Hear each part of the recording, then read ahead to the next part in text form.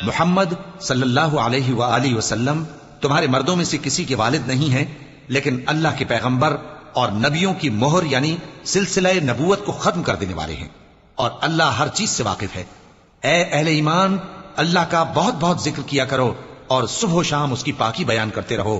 وہی تو ہے جو تم پر رحمت بھیجتا ہے اور اس کے فرشتے بھی، تاکہ تم کو اندھیروں سے نکال کر روشنی کی طرف لے جائے،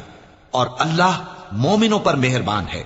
جس روز وہ اس سے ملیں گے تو ان کا تحفہ اللہ کی طرف سے سلام ہوگا، اور اس نے ان کے لیے عمدہ ثواب تیار کر رکھا ہے۔ اے پیغمبر، ہم نے تم کو گواہی دینے والا اور خوشخبری سنانے والا اور خبردار کرنے والا بنا کر بھیجا ہے، اور اللہ کی طرف اسی کے حکم سے بلانے والا اور چراغ روشن۔